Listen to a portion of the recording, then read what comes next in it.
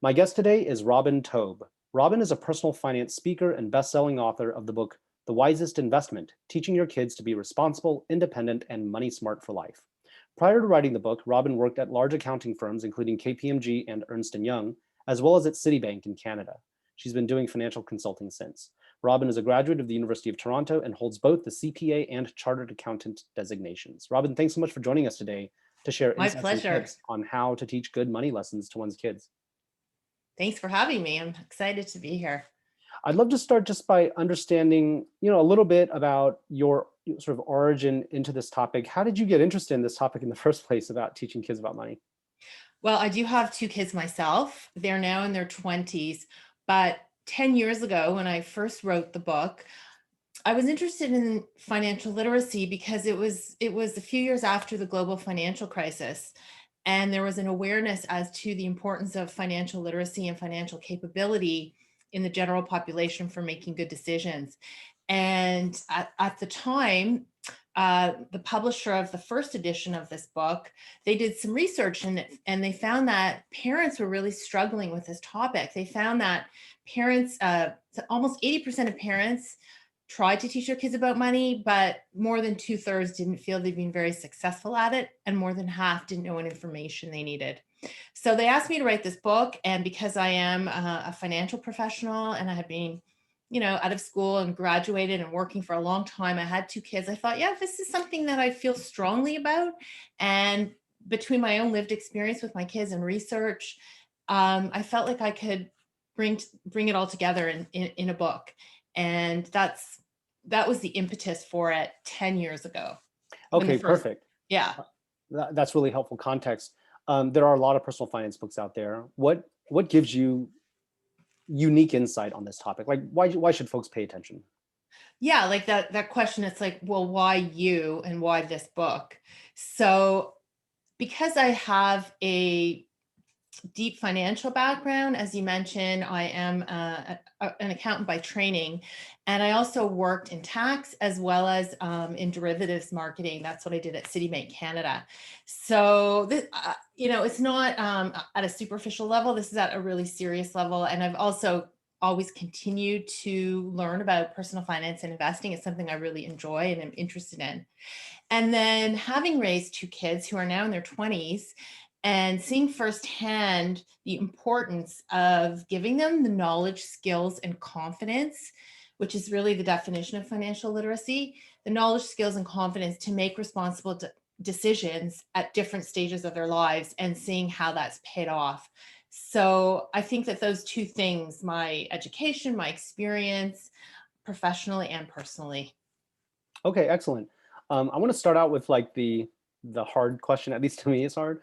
Why is teaching kids about money hard? Like to someone who hasn't done it before, it probably Right. doesn't seem like rocket science, but it's not easy. What makes it challenging?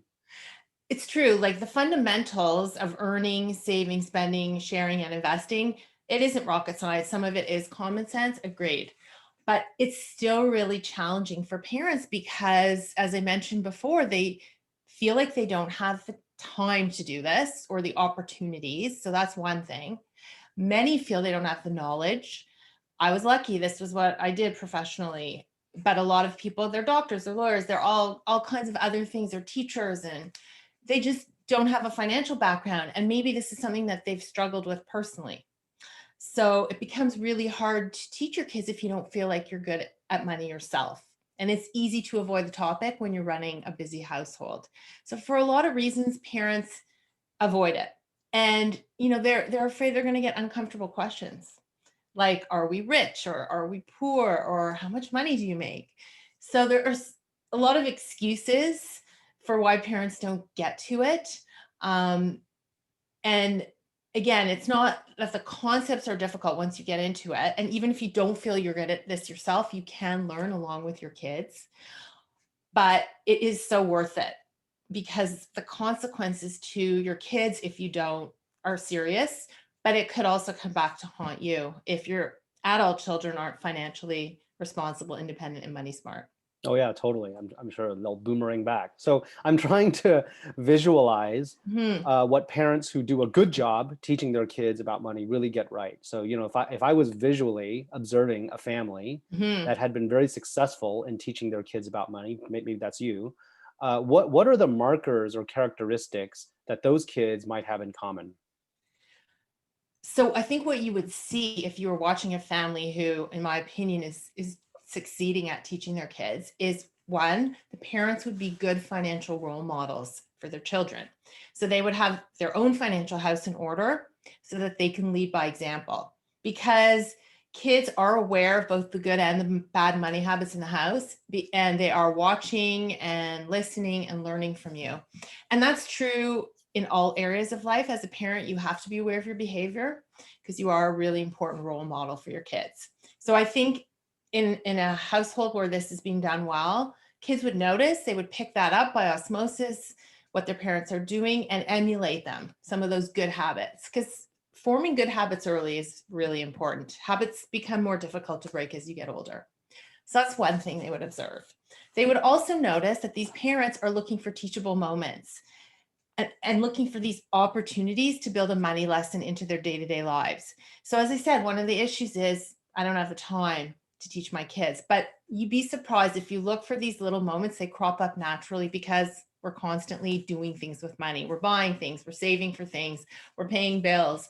And your kids may ask questions, or you may even choose, you might offer up, oh, do you want to know what I'm doing right now? I am looking at our monthly budget, or I'm paying our mortgage online, or I'm looking at our Visa bill.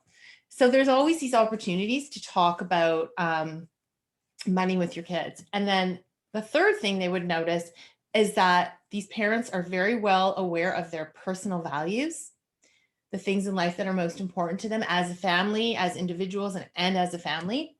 And they're using those values to help guide and prioritize financial decisions for the family. And they're making an effort to instill those values in their own children so that the kids can internalize them and then use those as guiding principles throughout their lives. So those are the So three things. that's really insightful. I think you mentioned role modeling, teachable moments, values. That speaks to the parents. What would I observe in the kids? Well, kids who are learning these things are establishing a foundation in what I call the 5 pillars of money. So earning, saving, spending, sharing, and investing.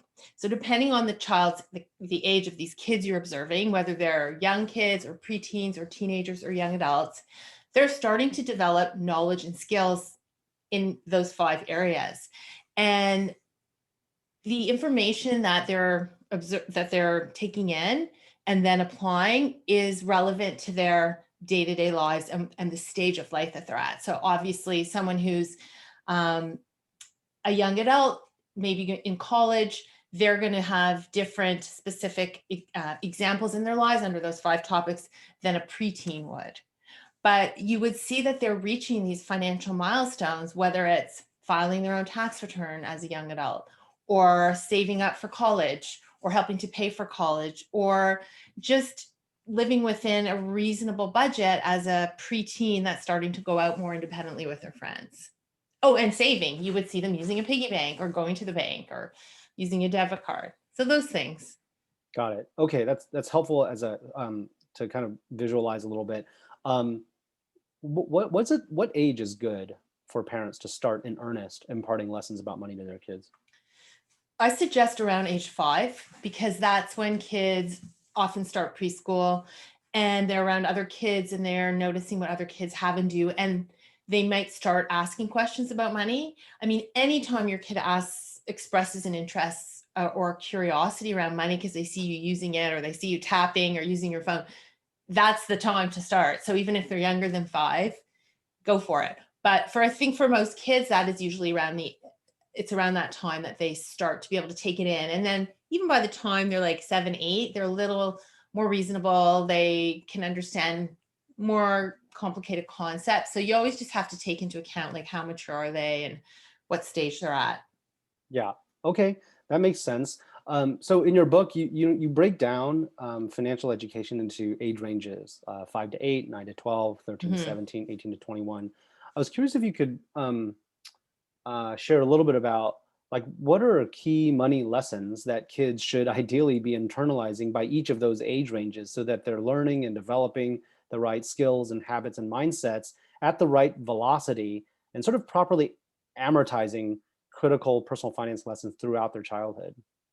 Yeah. So for each of those four stages that you mentioned, again, like in the book, I have topics under each of those five pillars of money. So let's just pick like if a young child is earning money, it's usually from holidays or birthdays or the visits from the tooth fairy. They're not working, they don't have a job. But as they get older, a preteen could be babysitting or being a camp counselor. A teenager could be working in retail at a restaurant, and an emerging adult could have a job on campus if they're in university or college. So at each stage, there is an appropriate activity or a thing that they could be doing around earning. And that's how I approached each of the five pillars. So a young kid would be saving in a piggy bank, a preteen would be opening a youth account.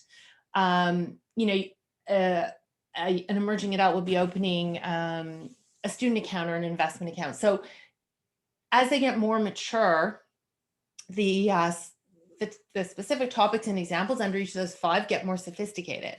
And hopefully you've been building the foundation from the time that they were younger. A lot of stuff under spending has to do with, paying attention, being mindful of their spending, having a budget. And what does that mean at different ages? It's going to be different if you're living on your own in college versus when you're just a preteen starting to go out with your friends. So just, really trying to think about what is appropriate, age appropriate at every one of those stages for each of those five pillars.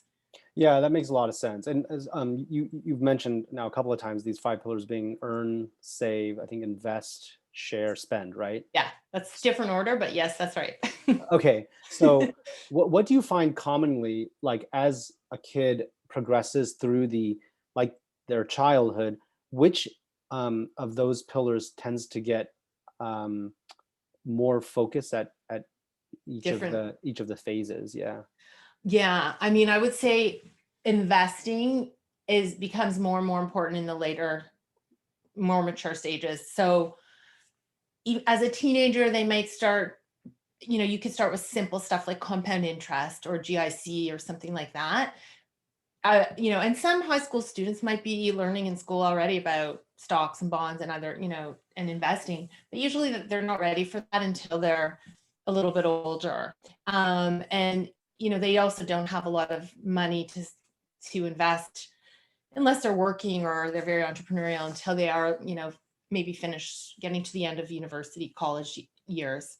So I would say that's kind of more for the later stages. I feel like spending is important all the time because we live in a society that stresses instant gratification and consumption. And God, our kids are exposed to so much media and social media and have FOMO, the fear of missing out. So there's a lot of pressure to spend and keep up the appearances online of living your best life. So I feel like that can start as young as preteens, and trying to help your kids set goals and delay gratification. That's really, really important. And then, as I said, like a teenager is going to have a fairly simple budget if they're still living at home, but you still have to go over what you're paying for, what they're paying for, if they're working or not. Once they go off to university, that's a big milestone and a big expense. So requires a little more budgeting and a little more planning. I like the share category because it doesn't get as much attention usually, but it's so important, and that can start really young when kids just, I remember when mine were little, they used to bring a coin, money in coin form, which we have once a week to school to give to charity to put in a box. And as they get older, like there's always opportunities at school to do fundraising for different causes or for the school itself. So those types of opportunities are great throughout the different stages. And as they become like teenagers and young adults, volunteering is a really great way to also build career related skills like networking and, depending on what you volunteer for. So sharing and doing things as a family that are philanthropic is also a great way for parents to deal with kids who are starting to maybe develop a sense of entitlement, because it reminds them, it puts things in perspective, and it reminds them to be grateful for what they have, and it shows them that not everyone lives the way that they do. So I really love community projects as a family, and I've personally done with my kids certain projects, like my daughter and I volunteered at a place called Soup Sisters, where we made soup for families living in shelters, and we've done like fun runs and those types of fundraisers. So it's just a really important way to remind kids that there's a bigger world beyond their own narrow needs and wants. Yeah, that's a really important, I think, area of financial education. I do want to circle back to that because I think it's worth deep diving. But even before we get there, what are common mistakes that you see parents make, or potentially ineffective behaviors or strategies that they use when it comes to teaching their kids about money? The biggest one is that they just wait too long. They wait until their kids are older, like teenagers or older even, to have the money talk. And I sometimes joke around with parents, like, would you rather talk to your kids about sex or money? Because they're both these big looming talks that you are supposed to have and should have, and not even just once, but on an ongoing basis. And I think the biggest mistake is that parents avoid the topic because, as I said, they feel like they're not good at it, they don't have the time. But not starting early, it deprives your kids of the opportunity to make mistakes when the stakes are low. And anyway, And they're learning something out in the world, yeah, so they might as well learn it from you, I guess, right? well, there's that too. Like, if you don't teach them who is, they're going to pick things up from siblings or grandparents or friends or the media or celebrities and athletes who are living in a completely different world. So they are going to be picking things up. They're going to learn the hard way. So as parents, to the extent we can, we want to spare our kids that and show them the right way. And it's everyone's going to make mistakes, myself included. So it's important to make those mistakes when there's not a lot of money involved. Because if you have no experience managing money, and you wait until you're older to start doing that and making decisions, it's very easy to screw up and to dig yourself into an expensive hole. One thing that comes to mind right away is credit cards. A lot of kids go to college and they are bombarded with credit card offers, and they take them, and they just are naive. It's not their fault. No one's taught them. No one sat them down. They don't know how they work, and they start using them, and all of a sudden they've racked up credit card debt, and it has to be repaid. And as you know, the interest rates are high. And before you know it, that's an expensive mistake that can get out of control. So that's why you want to start teaching them early. I mean, I think, I think that really is by far the biggest mistake I see out there, is just ignoring it or waiting too long. Okay. And I guess related to this, what are, in your view, the most effective actions or type of role modeling that parents can do to successfully teach their kids about sort of the key money lessons? I think that if you're diligent with your finances, your kids will pick up on that and they'll notice. So, they'll see you going through your bills, paying your bills, doing your tax return.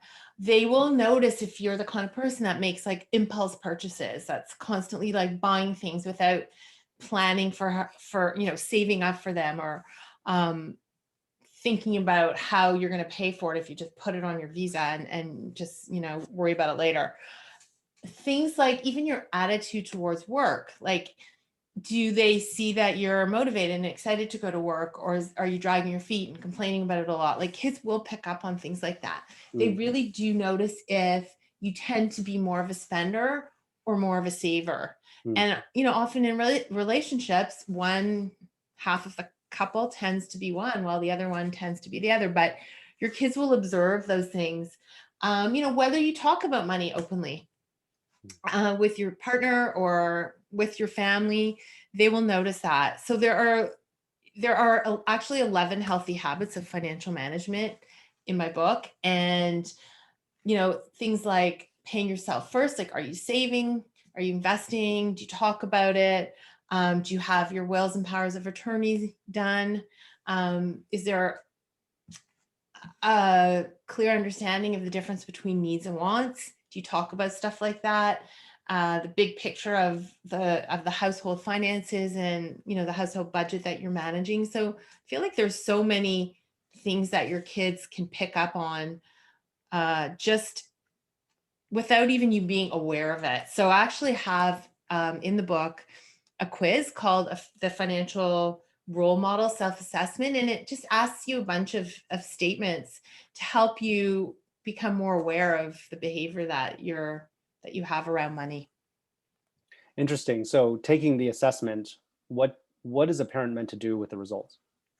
So it just gives you an idea of, I'm going to actually pull it up because there's like a summary at the end, and it's just supposed to give you an awareness of what kind of role model you currently are and what kind of role model you can be in the future for your child. Now, sorry, let me just one sec as I flip to that page. It's just meant to bring more awareness to your behavior around money, because sometimes we just forget that we're acting a certain way or that we're behaving a certain way around money with our kids. Hold on, I am just looking for it. But you can ask me something else while I just flip to it. No worries. I think that's mostly what I wanted to understand. Like, I guess it's just meant to hold up a mirror. It's like a true or false. So it's a statement like, I wouldn't stretch myself financially in order to drive a nice car. So, and that's also taps into your values. But so you answer that with true or false. Or I adhere to a structured budget is another one. I'm usually eager to get to work. I keep well informed for everyday financial decisions. So there's 20 of those. If you answer true fewer than 10 times, I feel like you have some work to do. If you're like between 10 and 15, then you're modeling good behavior some of the time, but you could do a little bit better. So it's really just meant to, and this isn't a comprehensive list of behavior, but it's just kind of meant to give parents pause to think about, well, you know, what message am I sending with my behavior around money? Mm-hmm. Okay. Sort of to me, the holy grail.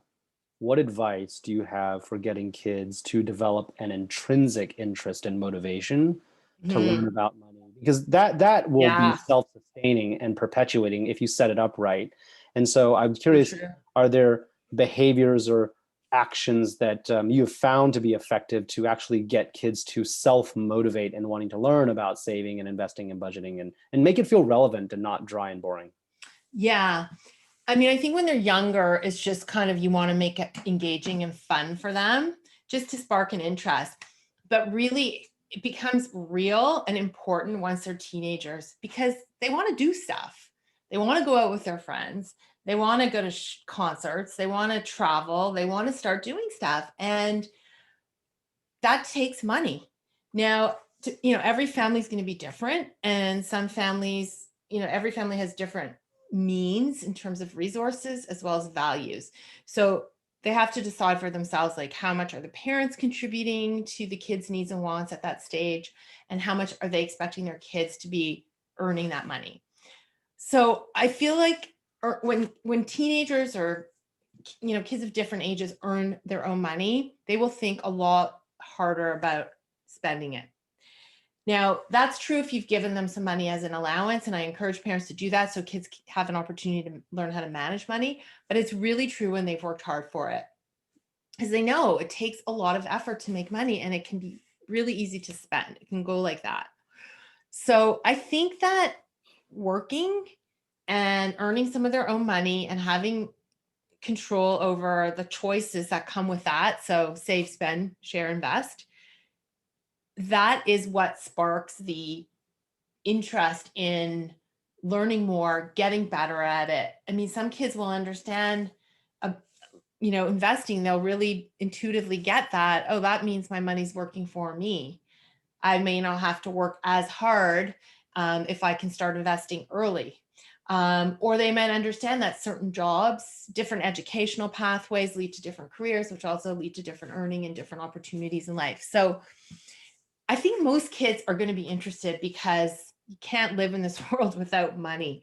And the sooner they experience that connection between earning it and spending it, um, the more, the more engaged and invested in it, no pun intended, they'll be. And I think naturally some kids are just natural savers. I hear this from parents all the time. Oh, my kid's such a saver. He's always squirreling it away. I can't get him to spend any money. And then I hear the opposite. Oh, my kid just, he can't keep it in his wallet. It's just always gone. He can't, he's spending.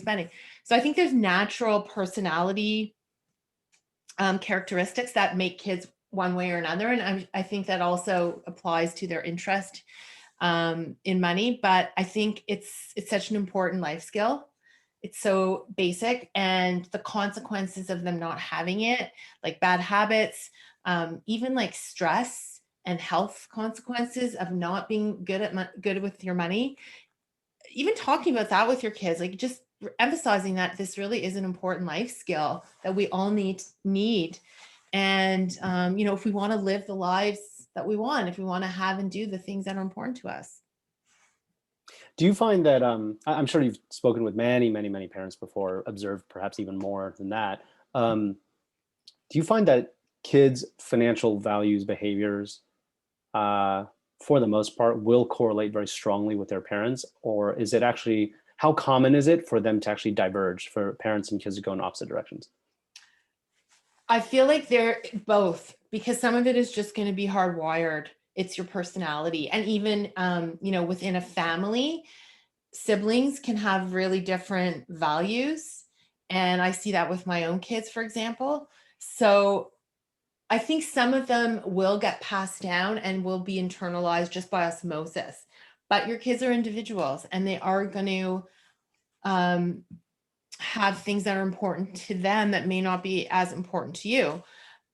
And I mean, I think things like education, for example, like families that value that and think it's really important to have higher education, I think that those things do get passed down. But like some people might really need structure in their lives, whereas other people want, value flexibility. So, and I think there's research that shows that personality traits are hardwired, and they will affect, some of them will affect how we are with money.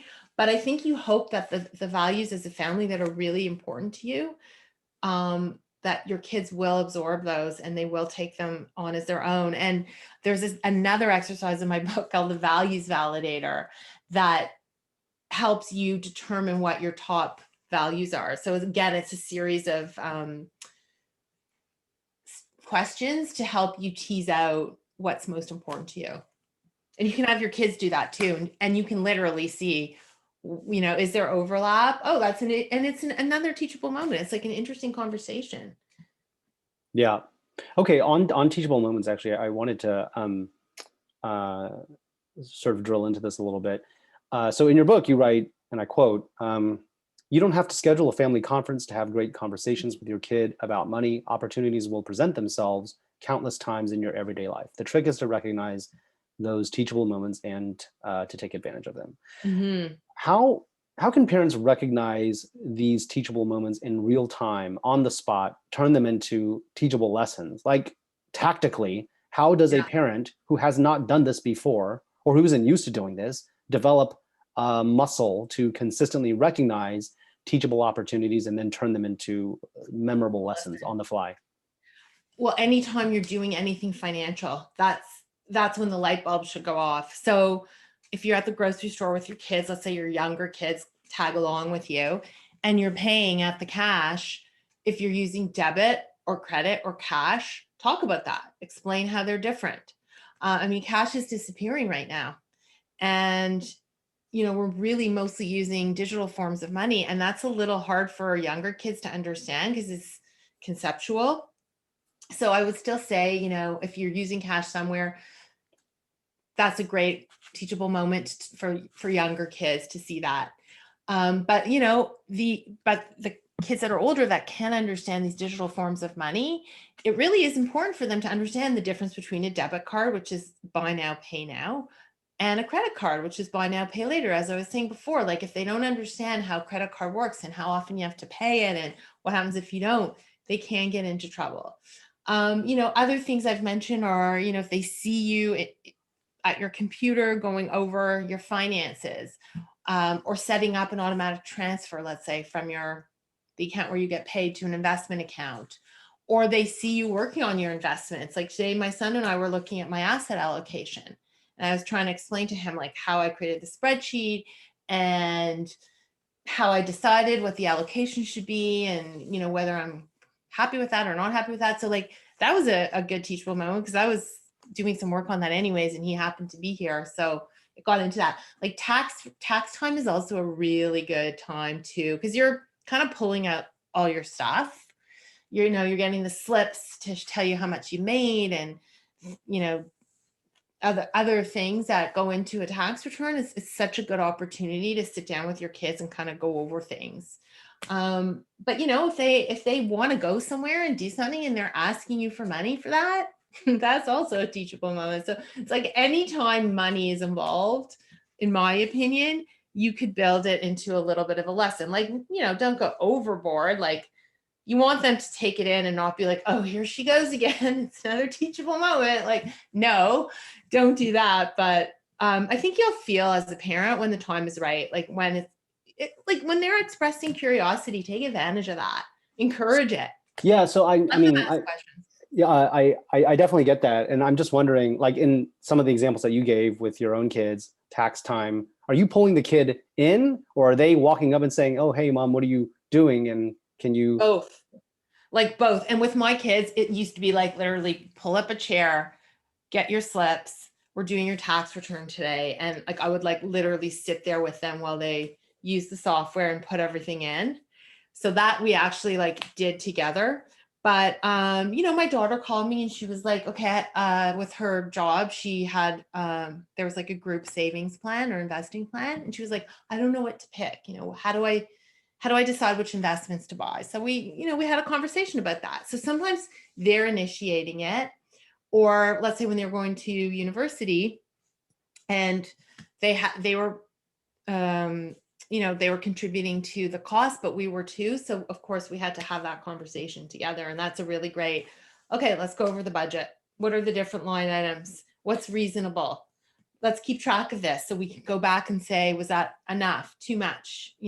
So is this like in all of these examples that you're giving, it directly impacts the kid, right? It's like they're at college, it's their health group savings plan, whatever the case may be.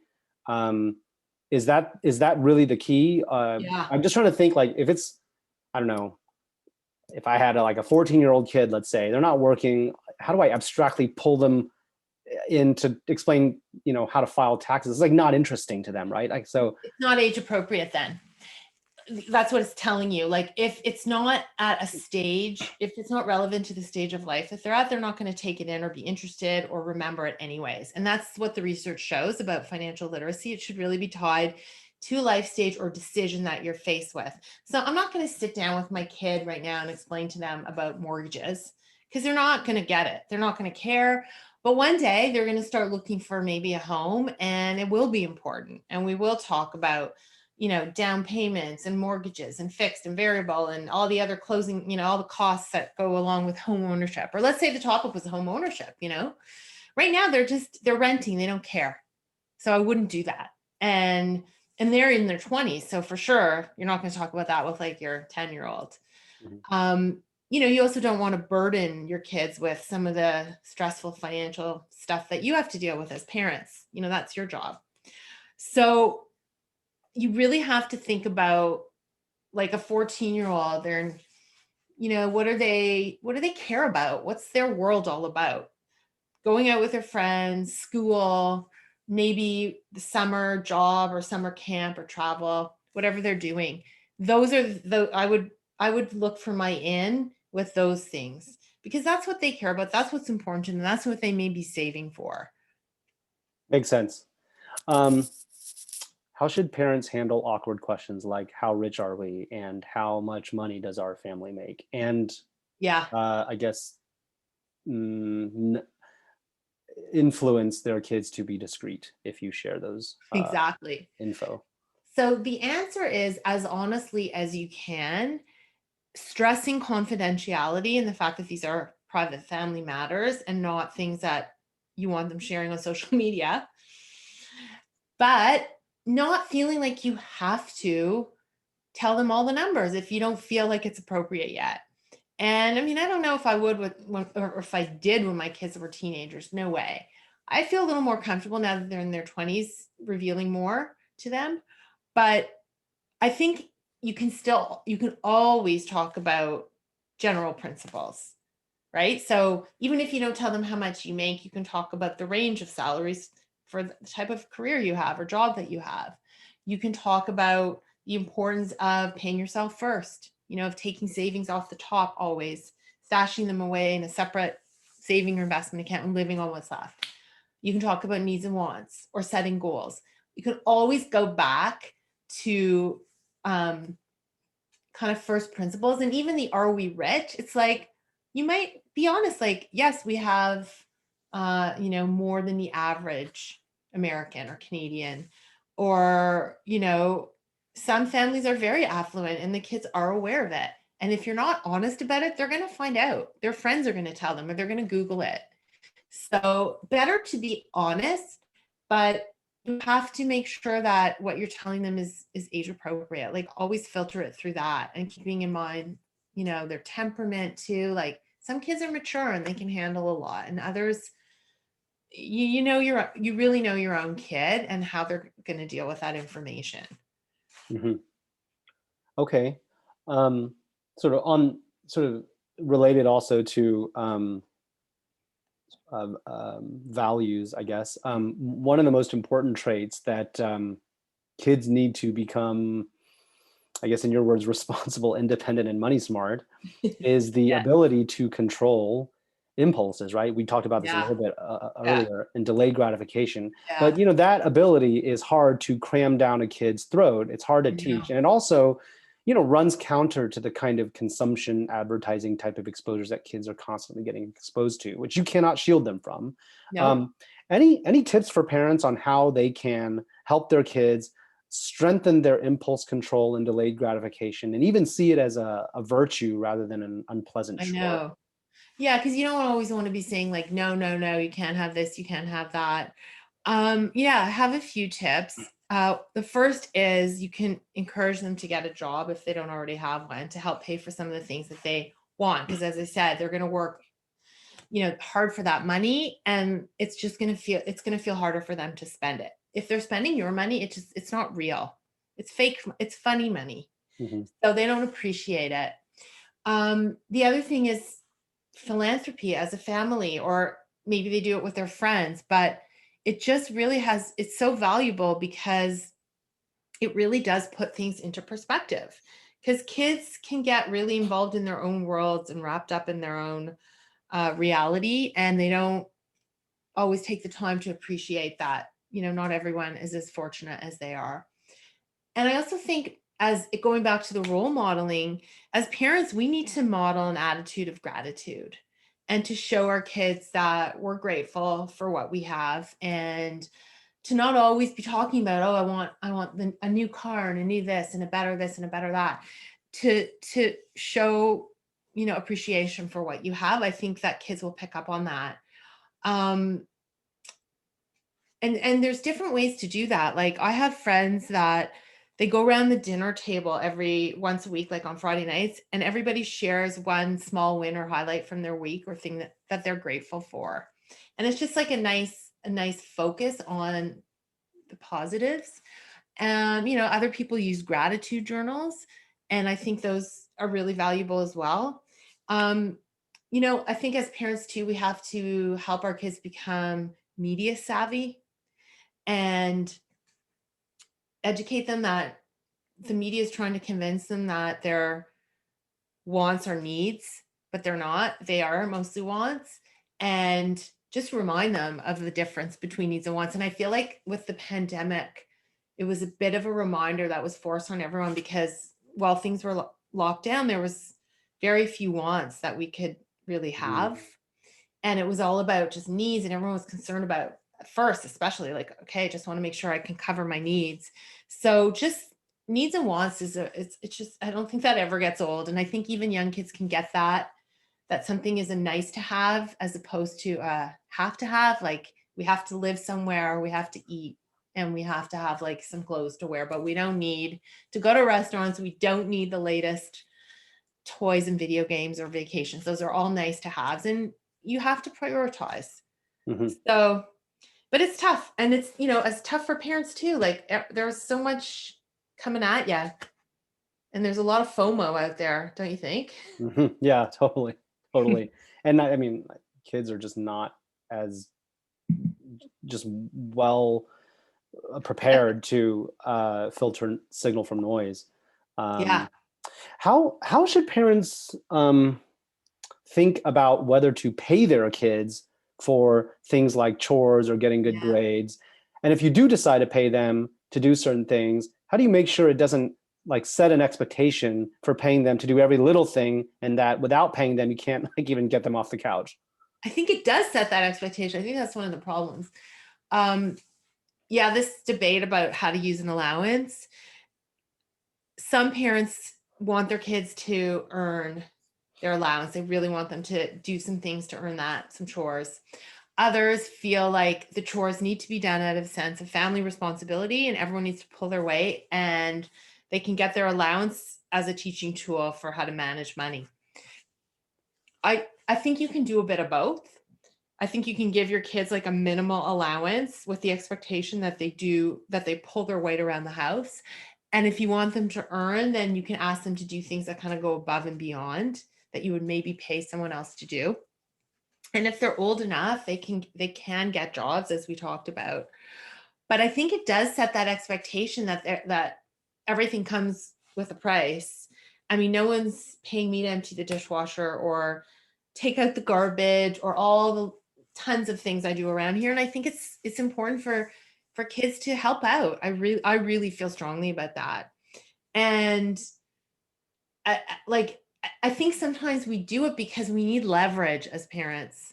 And sometimes the only leverage you have is like, okay, I'm not, you don't, you haven't cleared the dishwasher once this week. You're not getting your allowance. Like, I get that. And it is going to happen, but it will deprive them of the opportunity to manage money if you withhold their allowance. And I think it's so much more motivating for them to just understand that running a household's a lot of work.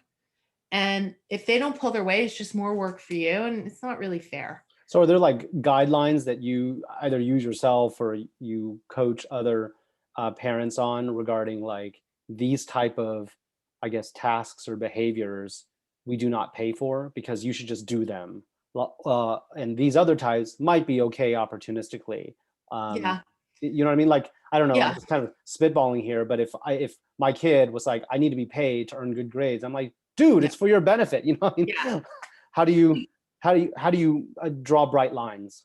Okay, well, that's a whole other issue is the paying for grades, which I really don't believe in because you said earlier, like, how do you get your kids intrinsically interested in money? Well, how do you get them intrinsically interested in their futures? I mean, they should be working hard in school because it's like prerequisite in order to get the grades they need to get into higher education and therefore be able to earn and have a life that they want to have. Well, So, I think that works if yeah, you grew up poor, have a chip on your shoulder. You don't need extra money. But if you're like in an affluent neighborhood yeah, and I know. you're mediocre, it's like, well, life still seems about the same, right? So, um, I guess Yeah. that's why I'm kind of very curious about this question of like when do you use money versus when do you draw a bright line and say no, you need to do that because that's the right thing to do. Yeah, I would say if you have to pay someone else, if you would normally pay someone to do something, and I don't want to say that there's a prescription for this, right? Because every family is different in terms of their means, their values, and all that stuff. So some families really are very self-sufficient and they don't pay a gardener to cut their grass. They don't pay a mechanic to change their tires. They do it themselves. And that's a value, and maybe they have the skills and stuff. So there's really no rules. But I would say if I had to pay someone to do something, um, like let's say detail my car, I don't think I would expect my kid to just like do that as part of their allowance. That's a lot of work. It's not really fun or fair. So I would pay them to do something like that. But I'm not going to pay one kid to babysit the other kid And I know that there's some families where like the siblings are like, I want to be paid if I have to stay home and babysit my baby brother. And I'm like, no, that you got to just do that as part of pull your weight in the family. Emptying the dishwasher, like even like helping with dinner, whether like, my kids were older, they were cooking and they were helping, clean up after dinner, keeping their own rooms neat. Like, come on, I'm not going to pay you to do that. If you want to live like a slob, fine. Like, I'll shut the door and I won't go in there, but I'm not cleaning it and I'm not paying you to do that. So I kind of use that. Like, if I have to pay somebody else to do it, I would maybe pay them if it goes above and beyond. But if it's like day-to-day household stuff, forget it. Mm-hmm. Do it. You're going to do it one day for your own household. You might as well learn what it's all about. Mm-hmm. Mm-hmm. Okay. I want to also talk a little bit about budgeting. You talk about this in your book a lot, and we've discussed it as well in passing here. In your book, you write, again, I quote, teens may not have much overhead if they live at home because you're still taking care of most of their needs. As a result, they may not know what their lives really cost. And Yeah. a mistake that teenagers often make, especially if they don't have savings goals, is to use all of their income just on discretionary spending. Yeah. And you mentioned that as your kids get older, it's a good idea to sit down with them to make a budget to ensure they start internalizing more of the cost of their day-to-day life. How do you do this? Like literally and tactically, how can parents introduce their kid to budgeting and teach them how to do it and take an interest in it and do it seriously? Like, and including like when is a good age to do this?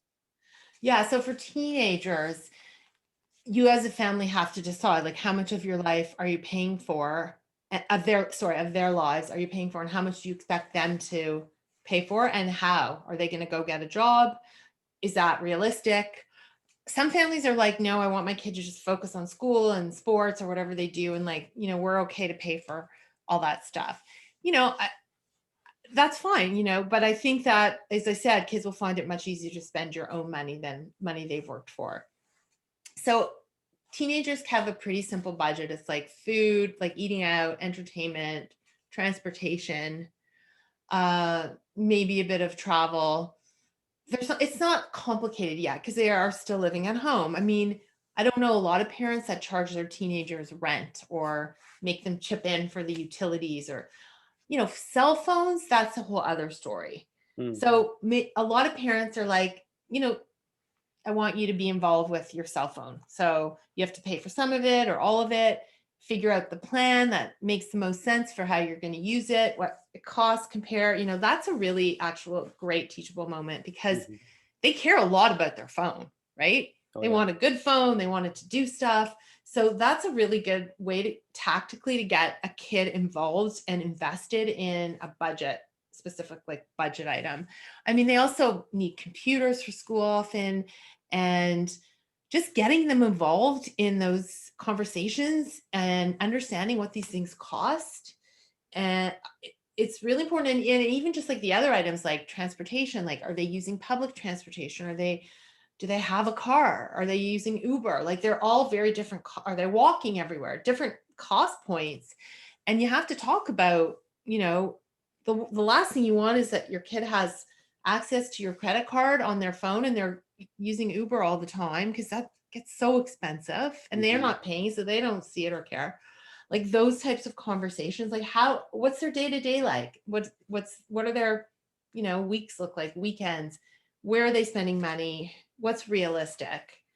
And like, who's going to pay for this? Are you expecting them to work? And like getting really into the details. And then, as I say, a budget is a living, breathing thing. So if it's not working, if it's off, you're going to have to go back and revisit it Mhm. and see where. So there are a lot of high earning professionals in my audience. And one of the Mhm. fears that I think many higher income affluent families have about raising their kids is making sure their kids don't turn out to be spoiled, entitled brats. I know. There are examples of this you can see in the media. Any advice on actions, behaviors parents in this situation can take to make sure their kids don't take things for granted and develop a sense of entitlement about money? Yeah, I think you're right. I think most parents want their kids to have a sense of purpose, not a sense of entitlement, even if they grow up with wealth and privilege. And, that's not always easy to do, because sometimes it's just easier to throw money at something. Taking the time to teach your kids is work. It does take time, it does take effort. But it is worth the effort, because otherwise they will not learn for themselves, and they will find it easier to spend your money, and they just don't seem to have an appreciation in the same way. So I think it goes back to what we were saying earlier. Like, even if you're giving them money for allowance, like, make it reasonable, don't make it excessive, so that they can like live large. Encourage them to get a job, so that they can get that sense of what it takes to earn money, but also like this the satisfaction of putting in a hard, like a good day's work, where you do something that you're proud of, because that is, you know, everybody needs a sense of purpose, even if you have money. So I think for them to start to figure out what they might want to do, um, start to cultivating their interest for career and stuff by working and getting exposed to that is really important. Again, the philanthropy. So some wealthy families put their kids on, the board. If there's a family trust or some kind of family office, they get involved with governance of that, and they get a better sense of, some of the causes the family is supporting. So just gratitude in general, I feel like it goes back to that, like giving back uh, discourages that spoiled, selfish attitude, and just reminds them to put things in perspective and be grateful for what they have. I mean, it isn't easy. Model it yourself.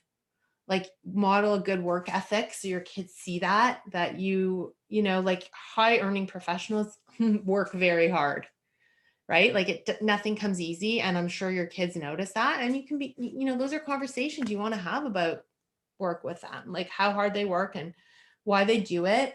I mean, I think setting goals is so important. Goals that are tied to their values, that are really meaningful, will help them delay gratification and not always be like having instant gratification and just trying to get all of their needs and wants met instantly. Like, they understand that you have to work towards something. Mhm. And I guess related to that, there are folks in my audience who either are already early retired, or those Yeah. who are like aggressively pursuing FIRE, financial independence, retire early. I don't know if you've encountered folks in this community in your work. They might have a different set of considerations when it comes to raising their kids, if they have them, because for one thing, they're not working, right? They're like doing Yeah. other stuff. Um, and so if the kid at an impressionable age sees that, well, how come mom or dad doesn't actually ever seem to be working, and yet like I'm supposed to work and like work really hard? How do you any advice, I guess, for parents to navigate that seeming contradiction? Talk about it with them, because first of all, you had to have worked hard to have gotten to that point where you can retire early. So maybe your kids were really young when you were doing that and they don't remember it, but have those conversations, how, like, why you did it, how you were able to do it, what it took, you know are you enjoying it? Is it everything you thought it was going to be? And then maybe how, is this something that they could see for themselves? Do they see themselves having a traditional job, corporate job?